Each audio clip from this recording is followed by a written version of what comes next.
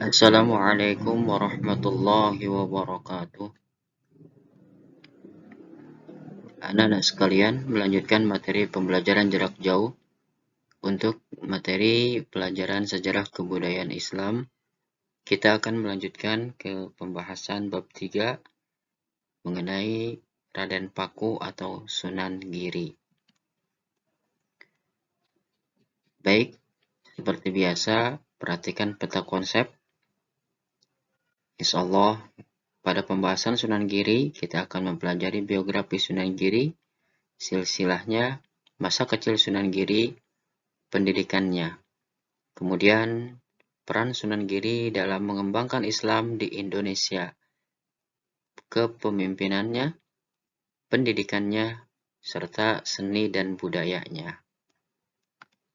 Namun, sebelum kita melanjutkan ke pembelajaran berikutnya, mari kita awali dengan sama-sama membaca kalimat basmalah. Bismillahirrahmanirrahim.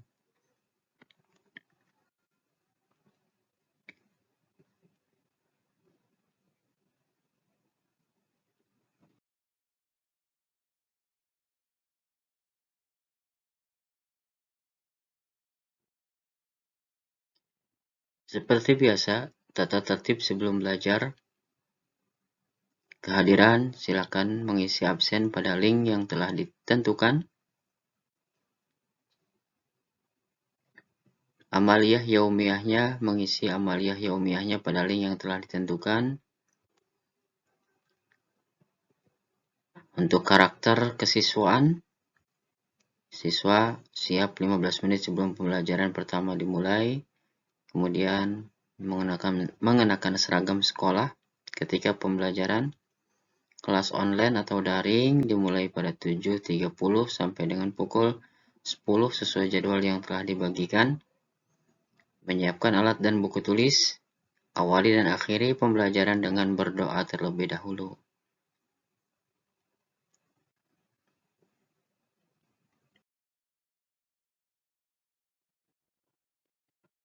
Anak-anak sekalian, yang pertama kita akan mempelajari mengenai biografi Sunan Giri. Sunan Giri, nama aslinya Raden Paku, lahir pada tahun 1442 Masehi. Ayahnya bernama Syekh Maulana Ishaq, putra Syekh Jumadil Kubro. Silsilahnya tersambung dengan Rasulullah Shallallahu Alaihi Wasallam melalui jalur Husain, putra Sayyidah Fatimah radhiyallahu anha dengan Ali bin Abi Thalib. Sedangkan ibunya Dewi Sekardadu, anak Raja Belambangan, Bre Wirahbumi, putra Maharaja Hayam Wuruk, penguasa Majapahit 1350 sampai 1389 Masehi. Menurut sejarah yang lain, Raja Belambangan ini juga bernama Prabu Menak Sembuyu, ya, seperti yang tercatat atau yang tertera pada LKS kalian masing-masing.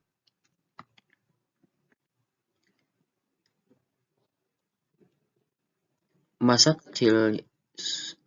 kecil Raden Paku diasuh oleh seorang saudagar kaya raya di Gresik, Nyi Ageng Pinatih. Pengasuhan Nyi Ageng Pinatih berawal dari seorang awak kapal yang menemukan peti tersangkut di kapal milik Nyi Ageng Pinatih yang sedang berlayar ke Bali. Nah, perlu diketahui, Belambangan ini daerah Banyuwangi ya. Ya, sekarang daerah Banyuwangi. Jadi, pengasuhan Nyi Ageng Pinatih berawal dari seorang awak kapal yang menemukan peti tersangkut di kapal milik Nyi Ageng Pinatih yang sedang berlayar ke Bali. Bayi tersebut diserahkan kepada pemilik kapal Nyi Ageng Pinatih, kemudian bayi mungil diberikan nama Jaka Samudra dan dijadikan anak angkat oleh Nyi Ageng Pinatih. Nah, untuk lebih memahami atau lebih mengetahui lagi kenapa Raden Paku, ya, Jaka Samudra ini nama lain daripada Raden Paku. Kenapa Raden Paku itu dibuang ya ke laut, ya, dibuang ke laut. Nah, itu silakan ada ceritanya atau sejarahnya di LKS SKI masing-masing ya.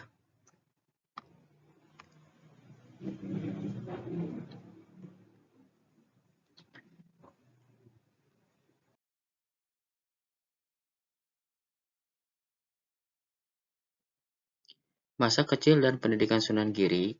Ketika berusia 7 tahun, Jaka Samudra atau Sunan Giri dititipkan ke pesantren Ampel Denta.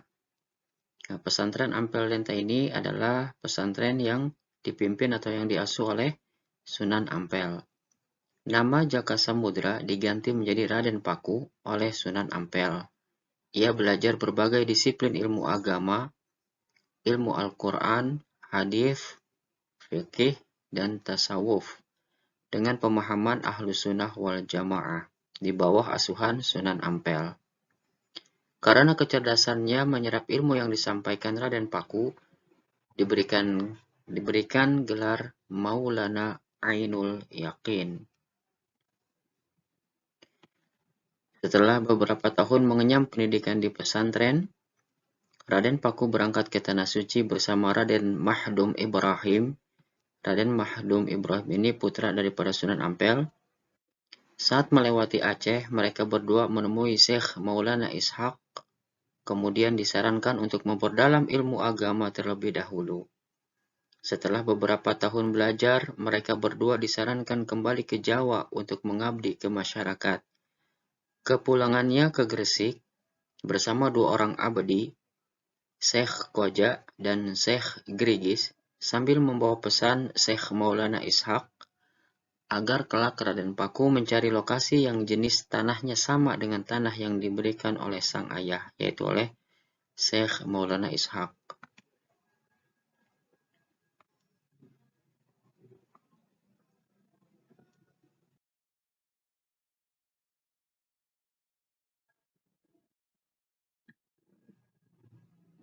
Pernikahan dan perjalanan awal dakwah Sunan Giri.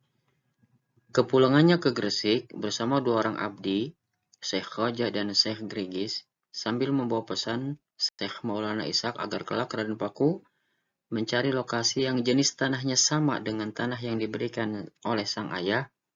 Ia menikah dengan Mas Murtosia. Mas Murtosia ini adalah putri daripada Sunan Ampel. Sehingga hubungannya dengan sang guru tidak sebatas santri dan kiai, tidak sebatas murid dengan guru, melainkan hubungannya menjadi mantu dan mertua. Sebelum membangun pondok pesantren, Sunan Giri melakukan usaha-usaha dagang milik ibu angkatnya, Nyi Ageng Pinatih. Ekspedisi perdagangan atau perjalanan perdagangan ia lakukan tidak hanya di wilayah Jawa, melainkan ke daerah-daerah lain seperti Makassar. Ia melangsungkan dakwah Islam sambil berdagang sambil akhirnya memutuskan untuk mendirikan pesantren.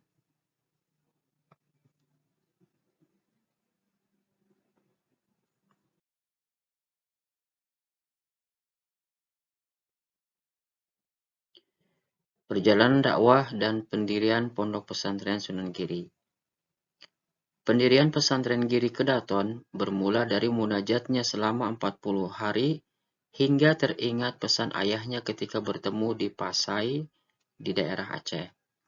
Akhirnya menemukan jenis tanah yang sama di sebuah perbukitan pada tahun 1480 Masehi yang diberikan nama Giri. Kata Giri dalam bahasa Sanskerta berarti gunung. Seiring perkembangan Islam, Giri Kedaton tumbuh sebagai kota dan pusat pemerintahan sekaligus pusat penyebaran ajaran Islam. Makam Sunan Giri terletak di sebuah bukit di Dusun Kedaton, Desa Giri Gajah, Kabupaten Gresik. Di pintu gapura tertulis tahun 1505 Masehi, tahun pembangunan gapura makam. Perjuangan Sunan Giri dalam dakwahnya dilanjutkan oleh Pangeran Zainal Abidin atau Sunan Dalem bergelar Sunan Giri II dan puncak kejayaan Giri saat kepemimpinan Sunan Prapen, cucu Sunan Giri, naik tahta.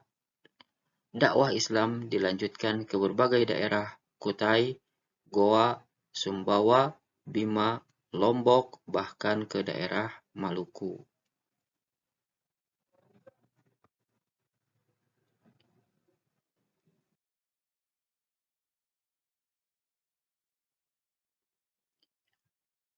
Anak sekalian, ini situs Giri Kedaton ya, peninggalan daripada Sunan Giri di Kecamatan Kebomas, daerah Gresik.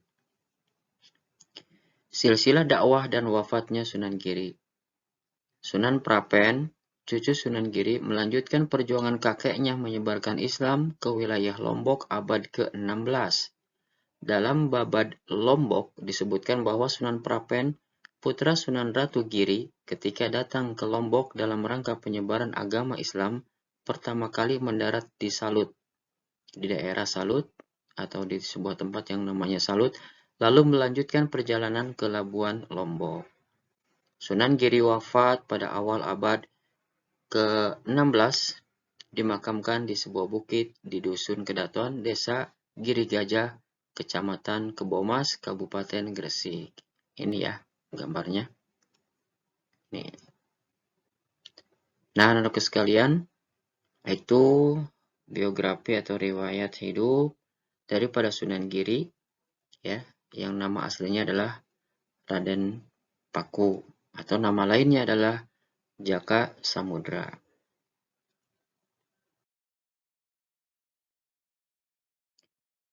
Selanjutnya, silakan kalian melakukan kegiatan.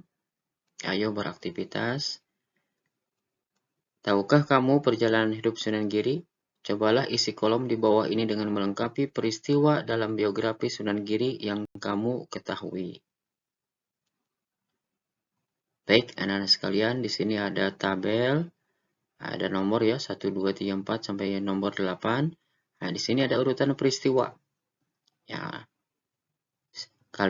tugas kalian adalah melengkapi urutan peristiwa yang masih kosong, ya, yang masih kosong. Nomor 1, Sunan Giri atau Raden Paku lahir tahun 1442. Nah, nomor 2-nya menurut kalian kira-kira apa?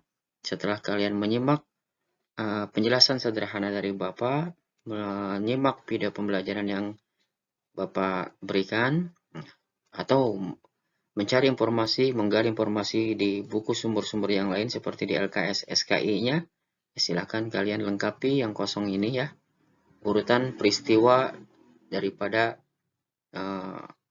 biografi atau perjalanan hidup Sunan Giri. Dipahami ya? Insyaallah dipahami. Baik, anak-anak sekalian. Insyaallah pada pertemuan yang akan datang kita akan melanjutkan ke peranan Sunan Giri dalam dakwah Islam di Nusantara atau di Indonesia. Dan sikap-sikap positif yang harus diteladani daripada Sunan Giri.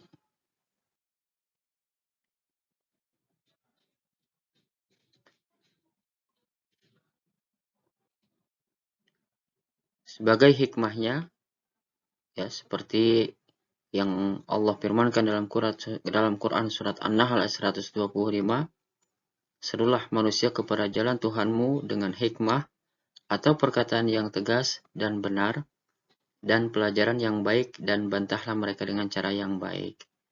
Ud'u ila sabili rabbika bil hikmati wal mau'izatil hasanah wajadilhum billati hiya ahsan. Hikmah untuk senantiasa kita berdakwah dengan cara yang Allah ajarkan ini ya. Anak-anak yang soleh dan solehah, demikian materi hari ini. Semoga niat dan usaha kita dalam menuntut ilmu senantiasa mendapatkan ridha dan berkah Allah Subhanahu wa taala. Tetap semangat dan tetap jaga kesehatan. Terima kasih, mohon maaf.